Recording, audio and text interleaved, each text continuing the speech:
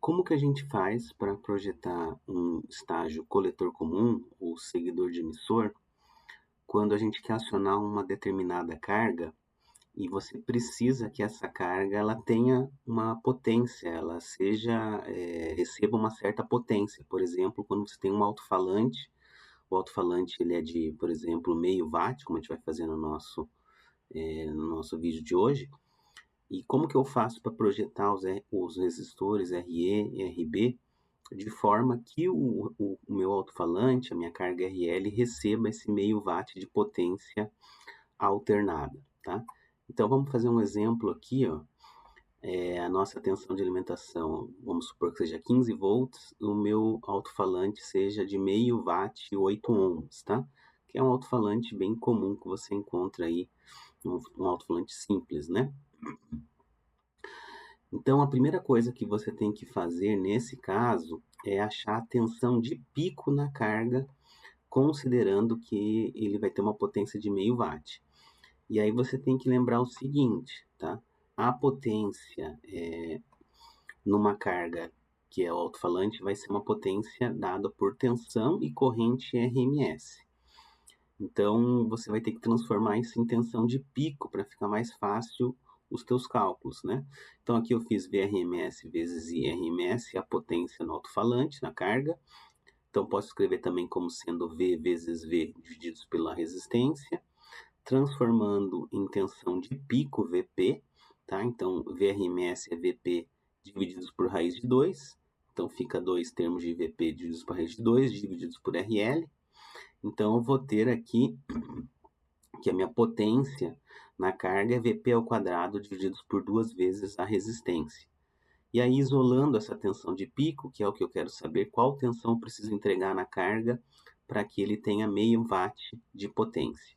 Então, vai dar Vp a raiz quadrada da potência vezes 2 vezes a resistência, aplicando os valores de meio watt na potência e de 8 ohms no RL, a gente vai chegar numa tensão de pico de 2,82, vamos aproximar para 2,8 aqui, tá?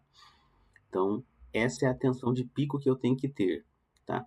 Lembrando que você tem que ter uma tensão de alimentação bem maior que essa tensão de pico aqui, senão você não vai conseguir projetar esse circuito adequadamente, ele não vai funcionar adequadamente, tá?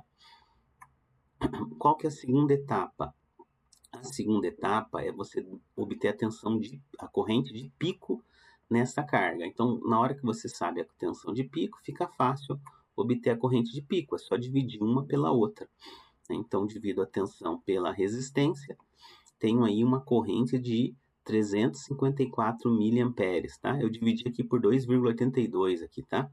Aqui não estou mostrando, mas dividi pelo valor correto aí da tensão de pico, tá? Então, 354 miliamperes.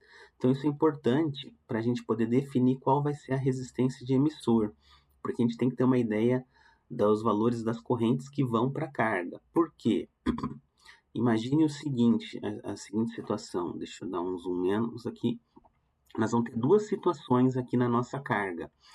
Então, numa situação, num semiciclo positivo, tá? Máximo, ou seja, quando atinge o máximo da tensão, os 2,8 volts, na carga, vai estar circulando uma corrente naquele instantânea, naquele ponto, de 0,354 amperes. Tá? E tem que lembrar que eu tenho também uma corrente no resistor emissor e tenho a corrente de emissor do transistor. Essa corrente do emissor do transistor vai dar origem à corrente que vai para a carga e também para o resistor. Tá? E em outra situação, quando a gente está no semiciclo negativo, na tensão mínima possível, tá? Que é a tensão de menos 2,8 volts aqui na nossa carga, a gente vai ter uma corrente contrária de 0,354 amperes. E aí ela vai se somar com a corrente do emissor para dar origem à corrente do resistor RE. E o detalhe é que não dá para você deixar as correntes zerarem. O que eu quero dizer com isso? Quero dizer o seguinte, você tem duas situações aqui. Uma corrente do emissor ela é dada pela soma dessas duas componentes, tá? e a outra corrente do emissor somada com 354 é igual à corrente IRE, tá? Então, se a gente pegar aqui a corrente no resistor RE e isolar nesses dois casos, você vai ver que uma hora a corrente no RE é a corrente do emissor menos a corrente da carga, em outro momento, IRE é a corrente do emissor mais a corrente da carga, tá? E a corrente no resistor RE, ela não pode ficar nula, tá? Então a gente precisa ter, olhando para esses dois aqui, a gente precisa ver que a gente precisa ter uma corrente de emissor que seja maior que 0,354, tá? E isso, obviamente, vai fazer com que quando você está no semiciclo negativo, você tenha uma corrente no resistor RE bastante elevada, não tem muito o que fazer, tá? Esse circuito, ele é um circuito que ele não tem muita eficiência, ele gasta muita energia para você acionar a carga, tá? Existem outros circuitos que são mais eficientes, mas a ideia é a gente estudar como faz para projetar esse tipo de circuito, tá? Então, o que a gente precisa fazer então aí nesse caso? É definir uma corrente, o valor da corrente IE, principalmente, tá? De forma que ela seja aí pelo menos o valor da corrente de pico ou a uma porcentagem dela, tá? Eu resolvi aqui fazer IE igual ao mesmo valor da corrente de pico. Então, daí o IE vai ser a soma de 0,354 com 0,354, que dá 0,707. Que daí, nesse caso aqui, a gente sempre vai ter uma corrente no RE, tá, maior. Dá para fazer menos para você ter para você ter um consumo de corrente menor no circuito, dá, mas eu sugiro você no máximo aqui nesse X aqui que eu tô aqui, um 0,7, 0,6 volts, 0,6, digo, 60% da corrente de pico, tá? Aí você tem que testar no simulador ou no circuito para ver se funciona. Então, mas se você quer ser mais prático, IE igual a 2 vezes a corrente de pico, tá? E aí você definiu aí essa corrente quiescente ou a corrente de polarização, tá? E aí, sabendo essa corrente, fica fácil projetar o valor do nosso resistor de emissor. Só tem que levar em conta o seguinte aqui, ó. O resistor de emissor, que tensão que eu utilizo para ele? A maior tensão possível. Por quê? Porque já vai passar uma corrente alta nele. Então, se você colocar uma tensão baixa nele, ele vai ter um valor de resistência muito baixo, tá? E aí vai dissipar muita potência, tá? Então, o ideal é que você coloque um valor alto. Que valor alto? Bom, a tensão VCC, se eu colocar VCC nele de tensão máxima, tá? Não dá, porque daí não sobra VCE para o transistor. O transistor tem que ter um VCE aí de uns 0,7 volts, 0,8 volts, para ele não entrar na saturação. Então, imagine que eu vou dizer que o nosso VRE máximo aqui seja a tensão de alimentação menos 1 volt. Assim, ele nunca sempre vai sobrar 1 volt, aqui no pior caso, para a tensão coletor-emissor, tá? Então, essa é a minha tensão VRE máxima. Mas a tensão VRE máxima, eu tenho que também somar a tensão de pico aqui nele, tá? Por quê? Ou melhor, desculpe, subtrair, né? Tá errado aqui, tá? Subtrair a tensão de pico. Por quê? Porque quando eu tenho a variação aqui da tensão aqui na base desse meu transistor, tá? O que é que vai acontecer? Eu vou ter essa tensão aqui na base, ela vai estar variando entre 2,8 e menos 2,8, certo? Que é o que eu quero que a carga receba.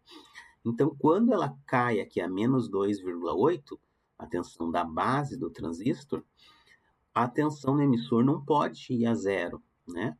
Então, eu preciso aqui ter uma tensão no VRE, que seja essa tensão RE máxima, menos a tensão de pico, de tal forma que eu consiga fazer ter essa excursão de sinal. Então, aqui, por exemplo, só para ficar mais claro, fica mais fácil de ver no exemplo calculado. Ó, por exemplo, 15 menos 1, que seria isso aqui, menos 2,8 vai dar 11,2. 11,2, a tensão No emissor, vai chegar aqui até, quando a carga for no positivo, for no 2,8, vai chegar aqui em 13, 14 volts. E quando for no menos 2,8, ela vai chegar numa tensão que não vai ser zero, né? Vai chegar ali 9, 8 e pouquinho, tá? Tem que calcular, tá? Então, dessa forma, eu tenho uma tensão no RE bastante elevada, que fica mais fácil de trabalhar, tá? Nesse circuito. E aí, sabendo essa tensão, você calcula o resistor de emissor. Então, basta você fazer VRE divididos por IE, 11,2 por 0,707, dá 15,8 ohms, tá? Observe que você não vai conseguir fugir de ter uma resistência no emissor muito maior que a resistência da carga, que é 8 ohms, tá? Vai estar aí próximo de 2 vezes, às vezes meio próximo do valor da resistência da carga. E por fim, o projeto do resistor RB. Como que você vai projetar ele? Vai ser a tensão VCC menos a queda de tensão na base emissor menos VRE, né? Então, porque se você pegar aqui o circuito, né, se você tirar aqui a tensão VBE, né, que você tem aqui, né, e tirar a tensão do resistor RE, é a tensão no teu resistor de base, tá? Então, voltando aqui, tá? Basicamente, VCC menos VBE menos VRE divididos pela corrente de base, que eu estou aproximando como sendo IE divididos pelo beta do transistor, tá? Depende do transistor que você vai utilizar aqui, tá? Então, eu estou supondo um VBE de 0,8 volts, porque nessa corrente aí de quase 1 ampere, ele vai ter um VBE mais elevado, tá? 0,8, 0,9 volts, dependendo do transistor. A tensão VRE que a gente definiu. Aqui o IE, né, de polarização. Estou aqui colocando um beta aqui de 100, você pode colocar 150, 80, depende do tipo do transistor. E aí deu um resistor aqui RB de 424 ohms, tá? Então, é claro que aqui você precisa ainda fazer algum ajuste via simulação ou via a montagem do circuito, mas já é um ponto de partida bem próximo do que deve funcionar, tá? Outra coisa que você pode fazer com esse tipo de projeto, você não precisa se preocupar muito com as capacitâncias. Então, você pode colocar valores aqui, por exemplo, de capacitores elevados que não vai ter problema. Por exemplo, um 100 micro farads aqui, ele deve funcionar bem nesse tipo de projeto, tá? Principalmente quando você está na faixa de áudio, você precisa utilizar valores bem elevados de capacitância para que eles tenham uma resistência muito diferente, muito menor que os 8 ohms aqui, tá? E aqui você pode usar um capacitor aqui menor, 10 microfarads, por exemplo, tá? Então essa foi a ideia aí do projeto quando você tem, né, de um coletor comum, quando você tem uma restrição, quando você quer que ele entregue um certo valor de potência na carga.